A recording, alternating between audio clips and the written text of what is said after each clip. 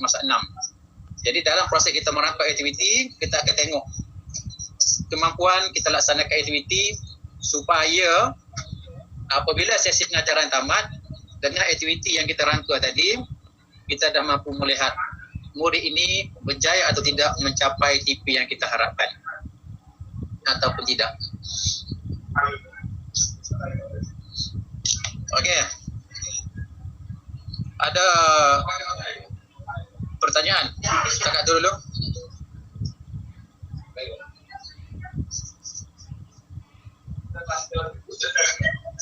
Ini Cikgu boleh nak bagi soalan kita tu, sesiapa yang nak utarakan soalan?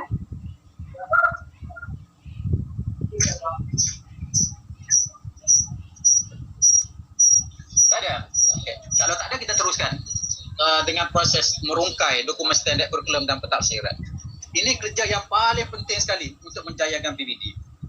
Kalau merungkai dokumen standard kurikulum ni cikgu tak faham, cikgu tak buat, maka PBD sah tidak dapat dilaksanakan dengan bagus di sekolah tu. Okay. Jadi kefahaman ni semua guru perlu faham, semua guru perlu tahu bagaimana DSKP ini perlu kita rungkai, perlu kita tengok supaya kita boleh laksanakan PDP dengan bagus, supaya PBD itu boleh dilaksanakan dengan berkesan. Tapi selagi DSKP ini hanya jadi bahan dokumen, ada di atas meja, tidak dirujuk, tidak dihayati, tidak ditengok satu-satu, maka selagi itulah PBD tidak dapat dilaksanakan dengan bagus. Okay. Okey, tuan-puan. 4 perkara semasa merungkai DSKP. Okey, ini 4 perkara yang perlu kita tengok apabila kita nak rungkai DSKP. Kita biasa dengar kata buat 5 perkara sebelum datang 5 perkara. Tapi yang ni bukan buat 4 perkara sebelum datang 4 perkara ni. Jadi ni 4 perkara yang perlu kita tengok dalam proses kita merungkai DSKP. Okey. Yang pertama sekali, apabila kita buka DSKP. Sekarang ni cikgu ada DSKP tak masing-masing? Cuba balik DSKP. Jangan tengok muka pertama, tengok start dengan tajuk pertama. Tajuk di tengah-tengah, tajuk. Untuk subjek masing-masing. Okey, tengok DSKP.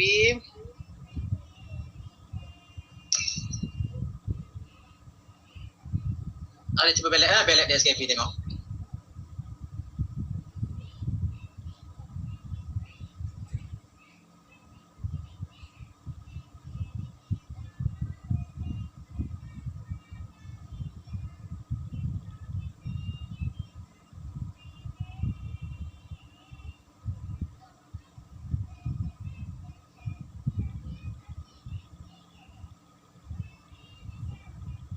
Okey.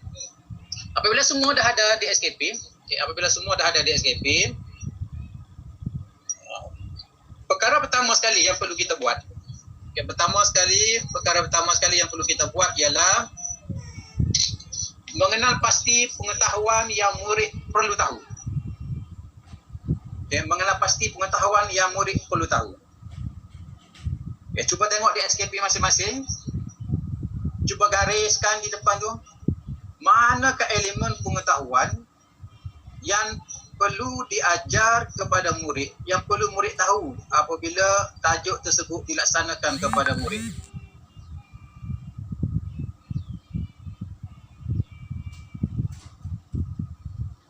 Jumpa kan?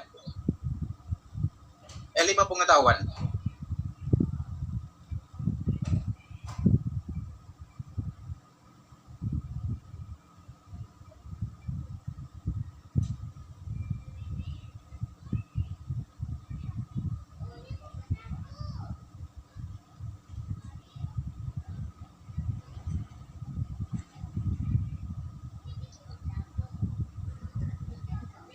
Smart kata memerihalkan.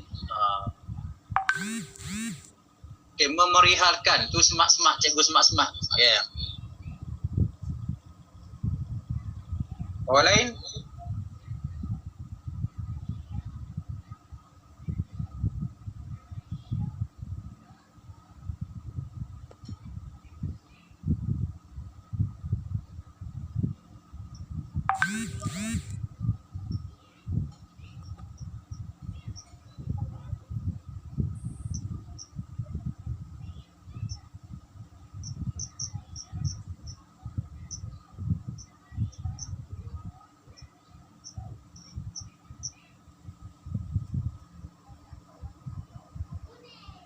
Recognize dan reproduce. Okay, reproduce. Okay. Itu teacher. Okay. Lagi orang lain?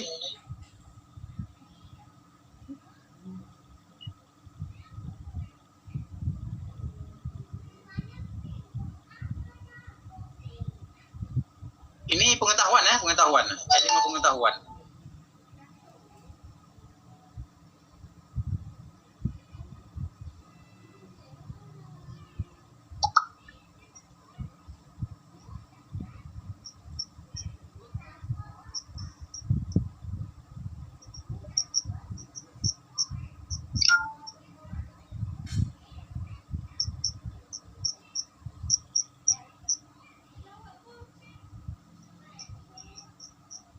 Menyenaraikan, menyatakan, merekodkan maklumat, menyusun maklumat, membaca dan memahami, menyatakan. Okey, cikgu. Apa yang cikgu gariskan tu?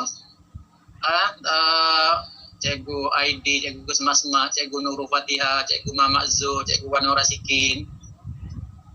Dan semua tu, itu bukan pengetahuan. Itu adalah kemahiran. Ya, itu adalah kemahiran. Kemahiran yang perlu murid dapat apabila sesi pengajaran itu dilaksanakan. Ya. Sebab tu perkara nombor 2 tu saya naraikan itu mengenal pasti kemahiran yang perlu murid kuasai. Jadi macam menyenaraikan, menyatakan, Cikgu Hawari, Cikgu Roslaini menerangkan, Cikgu Semat menakul, menyusun. Semua itu adalah kemahiran yang murid perlu kuasai selepas sesi pengajaran itu dibuat. Pengetahuan, apa dia pengetahuan? Pengetahuan di akhir dia tu menyatakan apa? Contoh Cikgu Wan Rasikin, dia menyatakan apa instruksinya ayat tu. Membaca dan memahami apa dia? Antum menyatakan apa? Rukun Islam.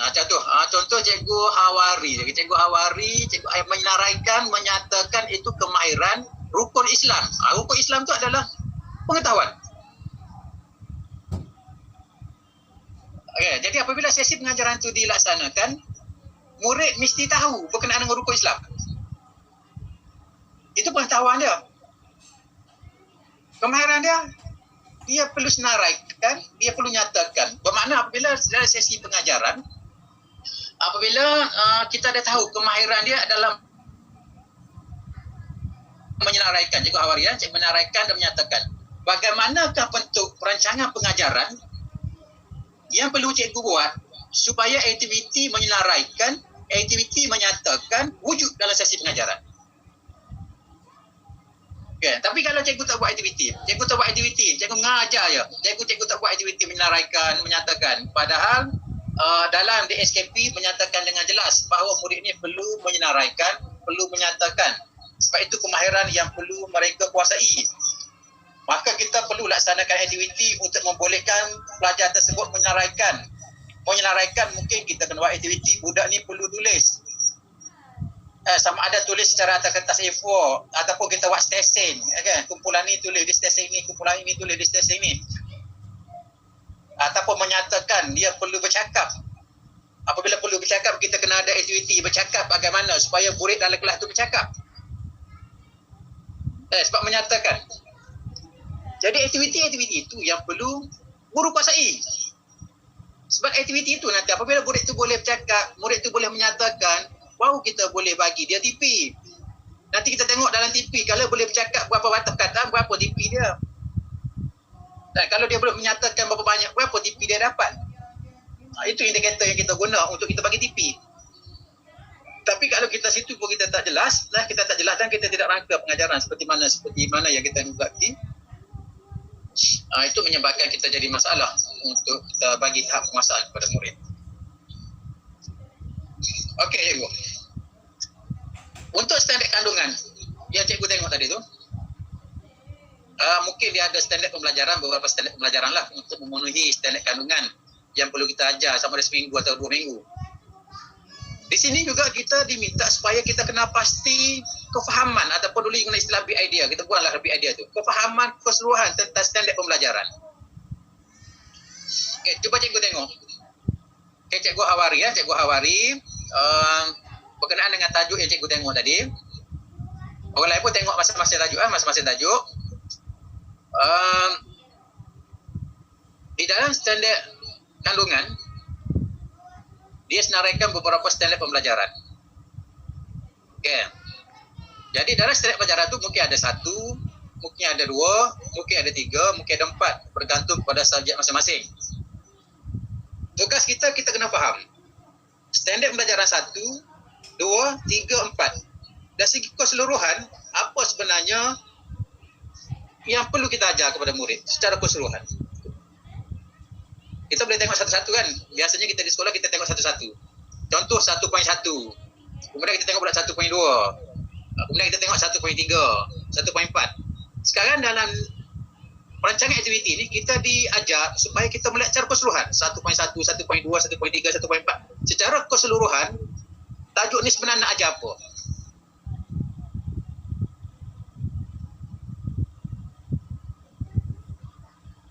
Okay, secara keseluruhan tajuk ni sebenarnya nak ajar apa? Supaya kita dapat satu kesan. Oh, biar guru dulu faham. Oh, tajuk ni nak ajar benda ni. Okay, jadi kalau nak ajar benda ni, apa kaedah sebenar kita mengajar? Supaya benda yang kita nak ajar ni boleh diterima semua oleh murid. Bermakna kalau kita faham secara keseluruhan, kita tak perlu nak ajar dia satu-satu. Kita tak perlu nak ajar 1.1, kita tak perlu ajar 1.2, kita tak perlu ajar 1.3, kita tak perlu ajar 1.4. Kita buat sendiri pula. 1.1 hingga 0.4. Apa dia keseluruhan tajuk ni yang perlu kita ajar? Sebenarnya kalau kita boleh gabungkan. Tapi kalau tak boleh gabung, baru kita ajar satu-satu. Tapi kalau kita boleh gabung, kita ajar secara gabungan. Semua TP tu, semua standard pembelajaran. Supaya kita boleh jimatkan masa dan kita boleh laksanakan aktiviti dengan lebih besar.